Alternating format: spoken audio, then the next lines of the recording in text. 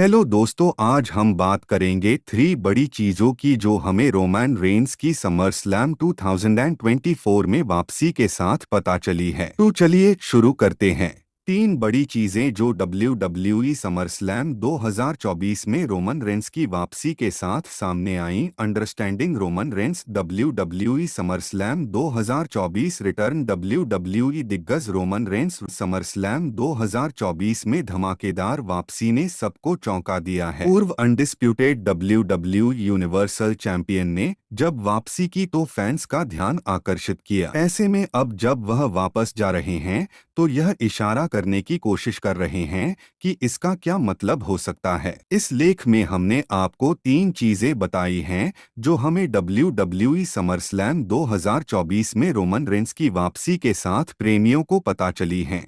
3 Roman Reigns WWE summer slam 2024 में खुद को ओरिजिनल ट्राइबल चीफ बता रहे हैं। रोमन रेंस का थीम सॉन्ग जब WWE समर स्लैम 2024 में बजा तो वह एक टी शर्ट को पहनकर आए थे जिस पर अंग्रेजी के 3 अक्षर OTC लिखे हुए थे। इन अक्षरों का मतलब ओरिजिनल ट्राइबल चीफ निकलता है। यह एक तरह से इस बात को कहने का प्रयास है कि वह ही सच्चे और ओरिजिनल लीडर हैं। यह घोषणा एक कारण हो सकता है जिसकी वजह से उन्होंने सोलो सिकोआ पर हमला किया है। रोमन रेंस एक संदेश भेजने का प्रयास कर रहे हैं जो कि सोलो सिकोआ की उन बातों का करारा जवाब है जिसमें वह खुद को द ब्लडलाइन का नया ट्राइबल चीफ बता रहे हैं। Roman Reigns WrestleMania XL entrance theme remix को ही WWE में इस्तेमाल करना चाहते हैं। रोमन रेंस जब WWE समर स्लैम 2024 में वापस आए तो वह उसी थीम सॉन्ग का इस्तेमाल कर रहे थे जो उन्होंने रेसलमेनिया एक्सएल की एंट्रेंस के समय इस्तेमाल किया था।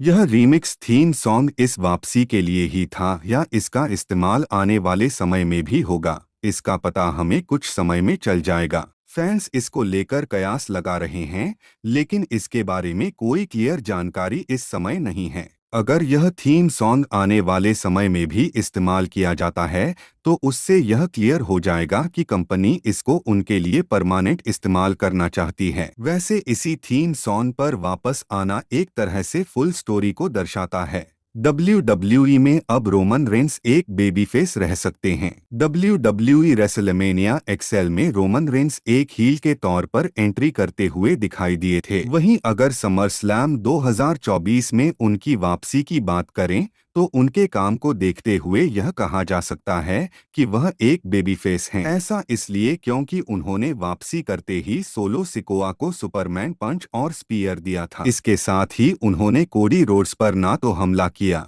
और ना ही उसका प्रयास किया, जो इस बात को दर्शाता है कि वह अब एक बेबी फेस हैं। उन्होंने कोडी के साथ सिर्फ एक स्टेयर डाउन किया और उसके बाद वह रिंग से दूर चले गए थे। अब देखना होगा कि रोमन रेंस का बेबी फेस किरदार फैंस को कितना पसंद आता है।